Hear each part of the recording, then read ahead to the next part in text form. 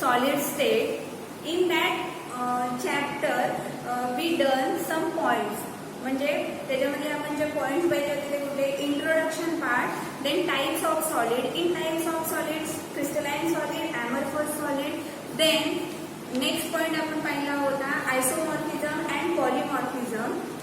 आयसोमॉर्फिझम means iso means same, poly means structure means same crystalline structure असलेले two or more substance having same crystalline structure is called as isomorphism and two or more substance having different structure is called as the polymorphism.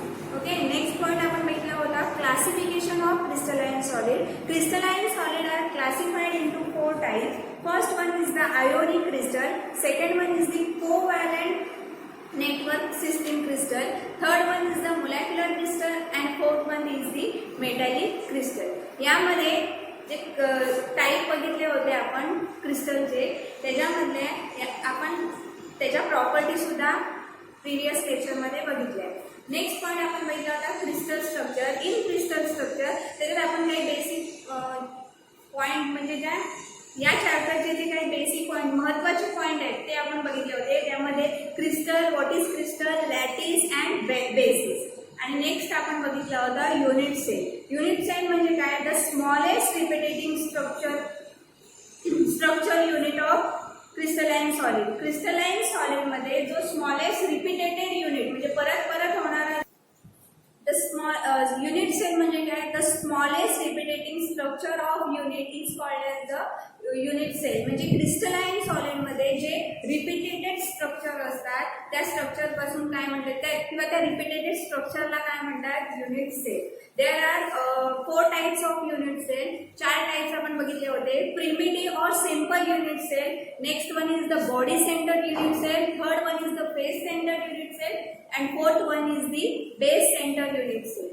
In primitive or simple unit cell त्याच्यामध्ये काय असतं तर constituent particles are present in 8 corner of the unit cell. म्हणजे बघा ही जी तुमची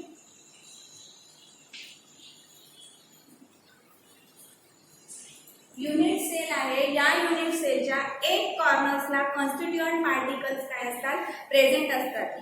in simple unit cell और primitive unit cell. Okay, body centre unit cell. In body centre unit cell 8 constituent particles are present in 8 corner of the unit cell and one single particle, constituent particle are present in center of the unit cell. This is called as the body center unit cell. In face center cubic unit cell, in face center unit cell, the constituent particles are present in 8 corner of the unit cell and 6 constituent particles are present in 6 faces of the unit cell. And in base center unit cell, the constituent particles are present in 8 corner of the unit cell and opposite faces of the unit cell. म्हणजे base centre unit cell मध्ये unit सेलच्या 8 कॉर्नरला constituent particle present असतात. त्या व्यतिरिक्त ज्या faces आहेत त्या opposite फेसेसला unit constituent particle काय असतात, प्रेझेंट असतात. ओके, नेक्स्ट पॉइंट आपण पाहिला होता crystal system. In crystal system मध्ये आपण बघितलं होतं ब्रॅवियस लॅटिसेस. ब्रॅवियस लॅटिसेस मीन्स जे कॉन्स्टिट्यूएंट पार्टिकल्स आहेत त्या कॉन्स्टिट्यूएंट पार्टिकलची अरेंजमेंट मॅथमॅटिकली आपण 14 डिफरंट वेजनी काय करू शकतो, अरेंजमेंट करू शकतो. आणि त्या 14 डिफरंट अरेंजमेंटला काय म्हणतात, तर ब्रॅवियस लॅटिसेस. ओके, देन आपण बघितलं होतं क्युबिक सिस्टीम. क्युबिक सिस्टीम मध्ये सेम जसे युनिट सेलचे टाईप पडतात तसेच क्युबिक सिस्टीमचे सुद्धा 3 टाईप पडतात. Simple cubic unit system, body centre cubic unit system and third one is the face centre cubic unit system. Okay, simple cubic unit cell मध्ये सुद्धा कॉन्स्टिट्यूएंट पार्टिकल हे 8 कॉर्नर्सला प्रेझेंट असतात युनिट सेलच्या आणि त्याला इन शॉर्ट SC, शॉर्ट मध्ये SC असं सुद्धा म्हणतात. बॉडी सेंटर क्युबिक युनिट सेलला जे कॉन्स्टिट्यूएंट पार्टिकल्स आहेत ते 8 कॉर्नरला प्रेझेंट असतात आणि मध्ये सेंटरला काय असतो, कॉन्स्टिट्यूएंट पार्टिकल प्रेझेंट असतो. त्याला शॉर्टकट मध्ये BCC, body centre cubic unit cell असे सुद्धा म्हणतात. And in third, phase center cubic unit cell. In phase center cubic unit cell, constituent particle 8 corner ला present असतात and there 6 phases आहेत. 6 phases present in unit cell. त्या 6 phases च्या सेंटरला constituent particle present असतो आणि त्यांना काय म्हणतात face centre cubic unit cell. Shortcut मध्ये आपण त्याला FCC means face centre cubic unit cell असेही बोलतो. नेक्स्ट आपण पॉइंट बघितला होता number of particles in cubic unit cell. Primitive और सिंपल क्युबिक युनिट सेल मध्ये किती पार्टिकल प्रेझेंट असतात. तर मी तुम्हाला सांगितलं होतं की जिथे 8 पार्टिकल एक कॉर्नरला प्रेझेंट असतात तो एक अख्खा पार्टिकल दुसऱ्या 7 युनिट सेल सोबत सुद्धा काय करतो आपला जो पार्ट आहे पार्टिकलचा तो काय करतो शेअर करतो.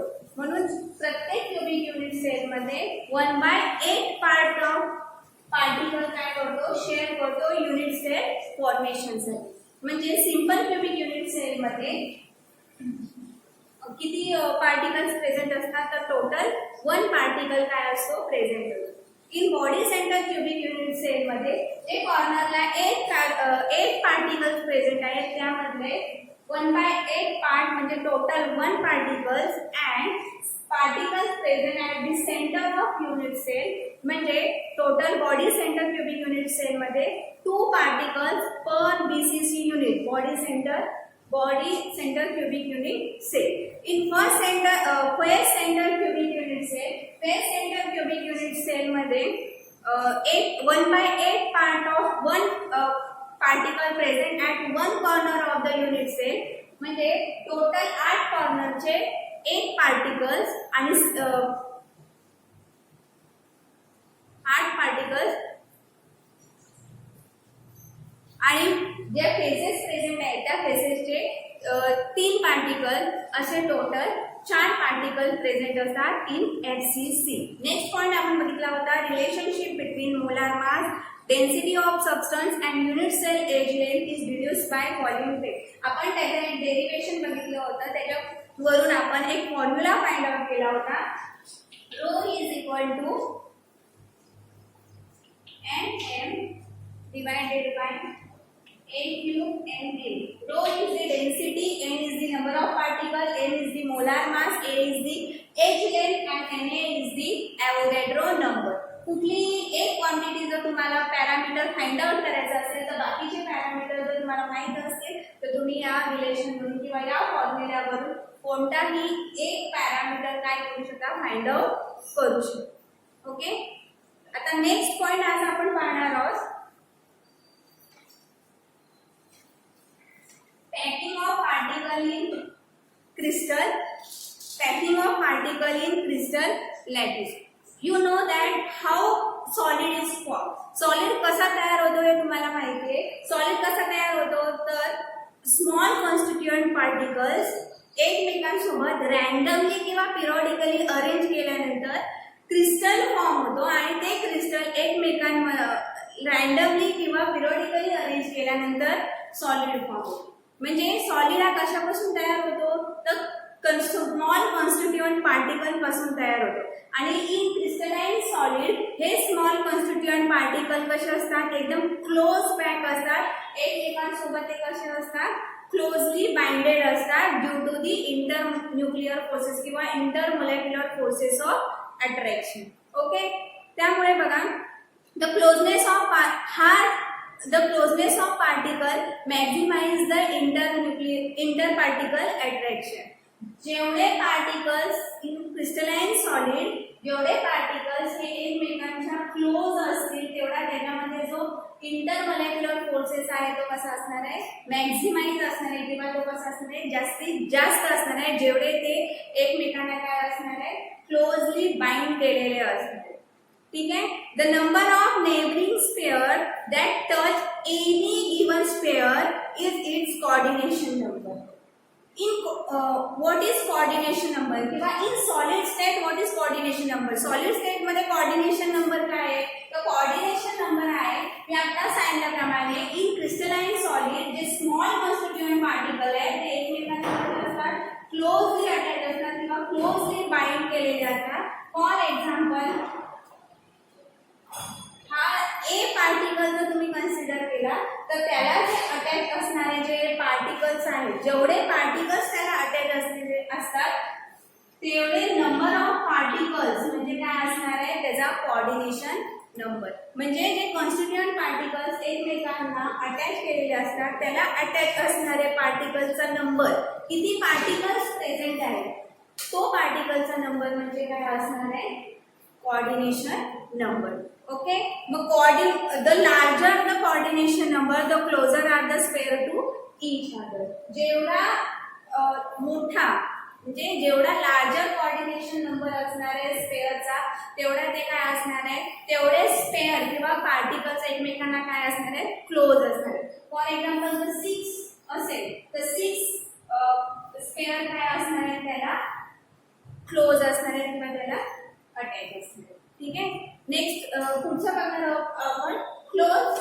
त्यातला सब पॉइंट आहे packing of particles in crystal lattice मधला sub point close pack structure. Close pack structure मध्ये फर्स्ट पॉइंट आहे close packing in one dimensional.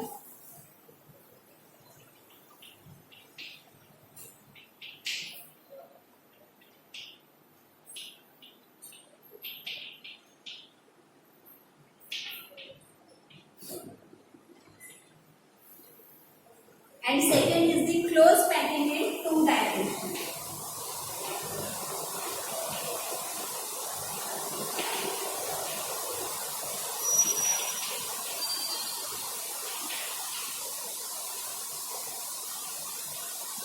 Close pack structure मध्ये दोन पॉइंट आहेत close packing in one dimension and close packing in two dimension. In close packing in one dimensional structure result by arranging the sphere to touch each other in a rock.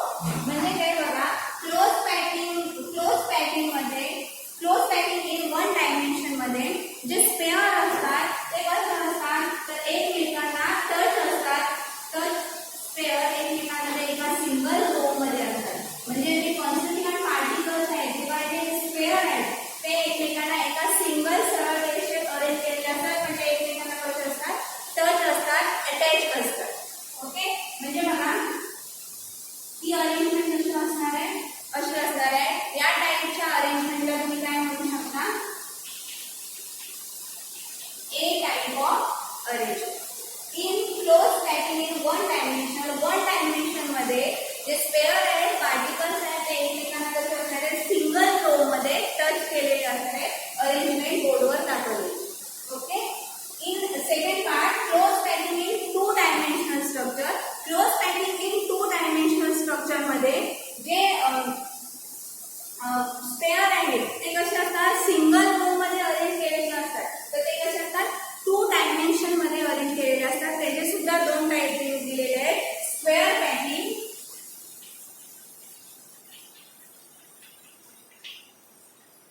and second is the hexagonal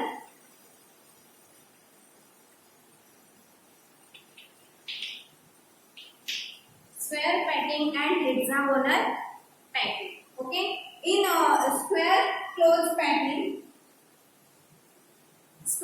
packing one dimensional row of close packed sphere are stacked over each other such that the sphere align vertically and horizontally.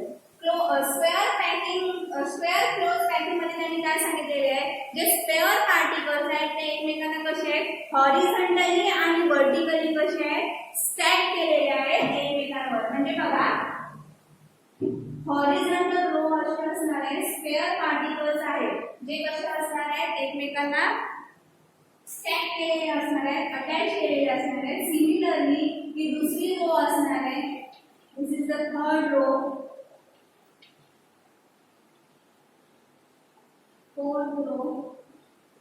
पार्टिकलचे arrangement कशी असणार आहे in square packing मध्ये या type मध्ये arrangement असणार आहे. याच्यामध्ये काय तर जे पार्टिकल्स आहेत ते हॉरिझॉन्टली अँड वर्टिकली ते कसे असणार आहे एकमेकांना स्टॅक केलेले असणार आहे. आणि फॉर एक्झाम्पल जर तुम्ही हा पार्टिकल घेतला तर त्याच्या आजूबाजूला जे स्क्वेअर अटॅच आहे त्यांच्यामध्ये काय तयार होणार आहे स्क्वेअर तयार होणार आहे. स्क्वेअर तयार होणार आहे म्हणून याला काय म्हणतात square packing square close packing. System, square close packing system. या पर्टिक्युलर अरेंजमेंट मध्ये जी फर्स्ट पॉइंट आहे ती सिमिलर आहे, एकमेकांना पार्टिकल्स कसे आहेत अटॅच केलेले आहेत म्हणून a type, then again A type of row, म्हणजे या पॅकिंगला काय म्हणतात, a type of arrangement of particle or AA type of arrangement of sphere in square closed packing system. Okay, and in hexagonal packing system, the particles are arranged in horizontally and vertically. पण त्यांची arrangement कशी असते बघा, particle sphere हे एकमेकांना attached असतात,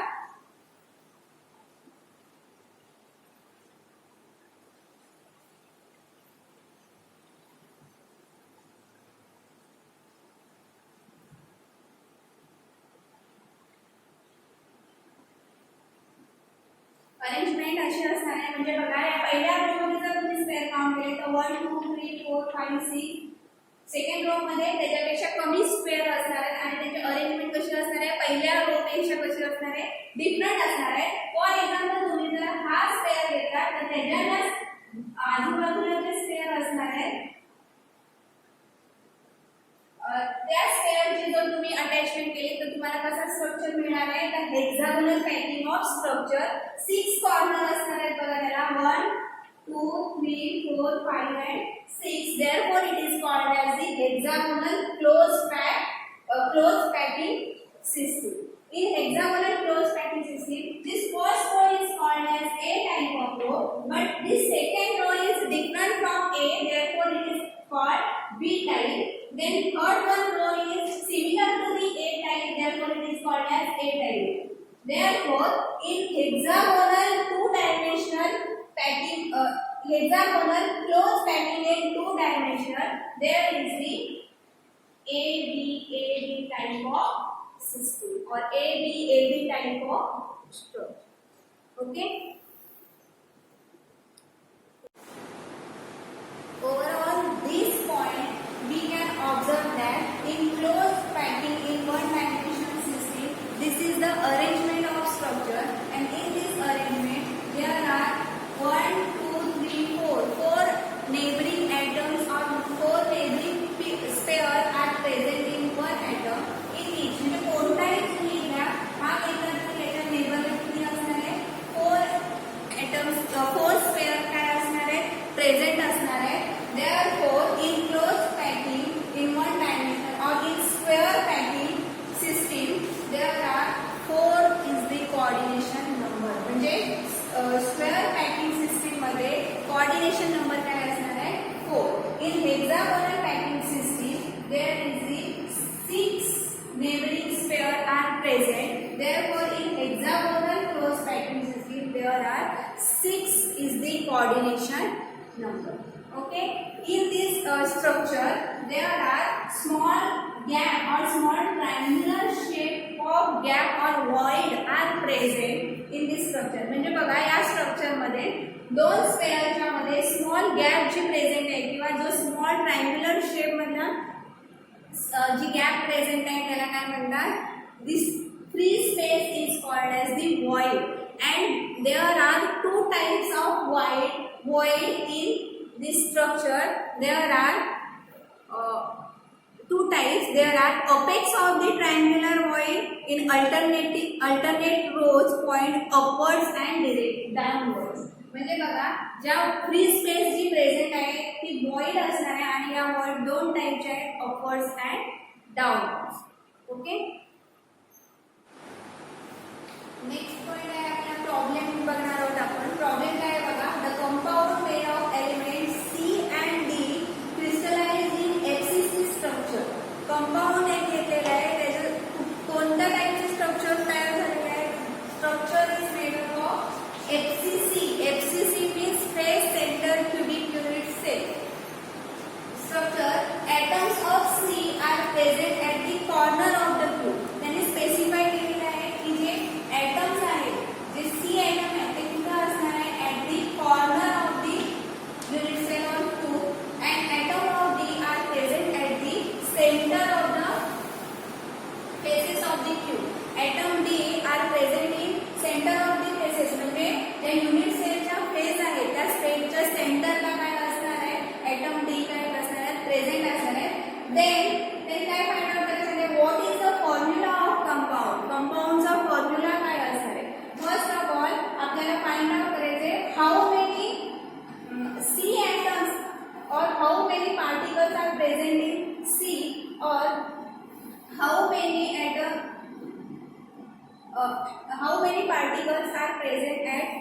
D, item D. मग त्यासाठी पहिले काय करावं लागेल, सी घेताना बघा, C atoms are present in the eight corner of the cubic unit cell and the contribution of each atom is 1/8. C find out करताना 1/8 पार्टच काय असणार आहे युनिट सेलच्या एका कॉर्नरच्या कॉन्ट्रीब्युशन साठी यूज केलेलं असणार आहे. 1/8 into number of corner 8, therefore only one particles or one atoms of C is present. म्हणजे C चे किती ॲटम असणार आहे, तर एकच ॲटम काय असणार आहे, प्रेझेंट असणार आहे.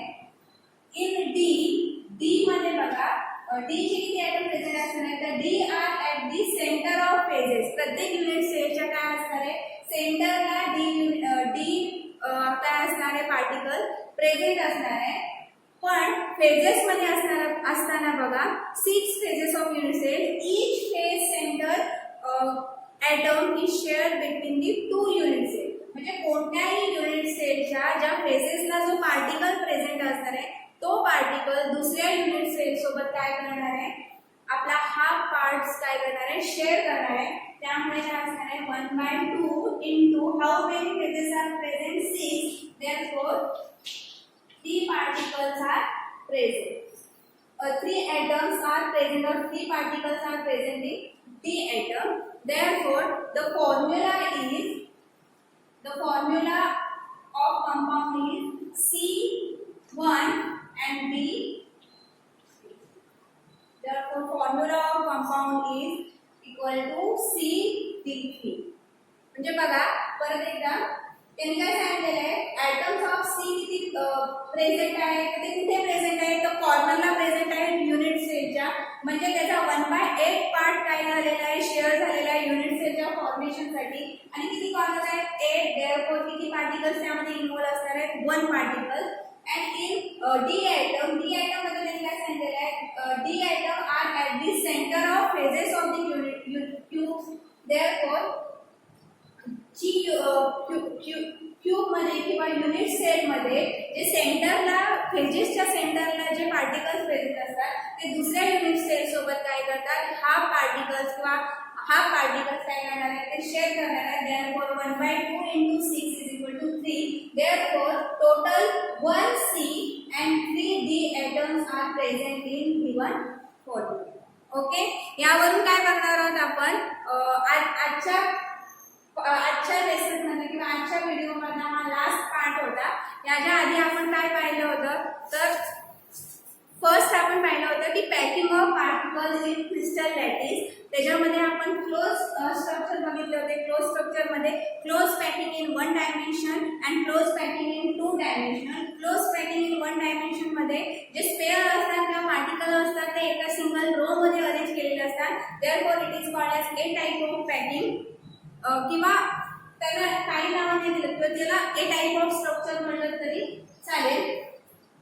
आणि सेकंड त्यांनी दिलं होतं close packing in 2 dimensional. Close packing in 2 dimension मध्ये जे 2 टाइप असतात, square close packing and hexagonal close packing. Square close packing मध्ये जे स्पेअर आहे ते एकमेकांसोबत कसे असतात, तर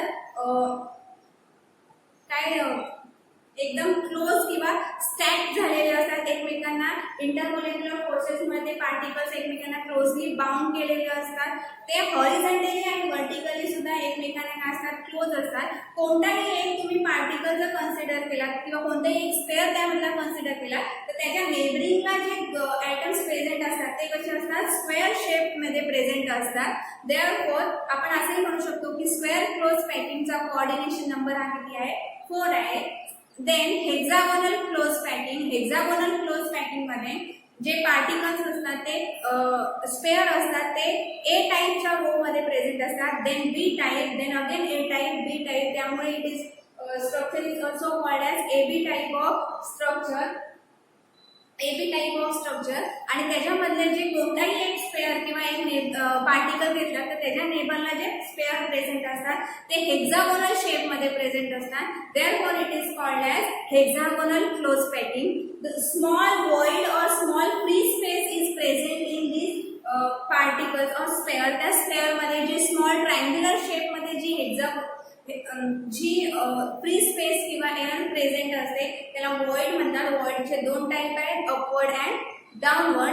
आणि लास्ट पॉइंट आज आपण पाहिला होता प्रॉब्लेम्स. प्रॉब्लेम मध्ये काय होतं, फक्त आपल्याला कंपाऊंड फॉर्म झालेला आहे त्याच्यापासून आपल्याला त्याचा फॉर्म्युला फाइंड आउट करायचा होता. एकदम सोपा प्रॉब्लेम होता.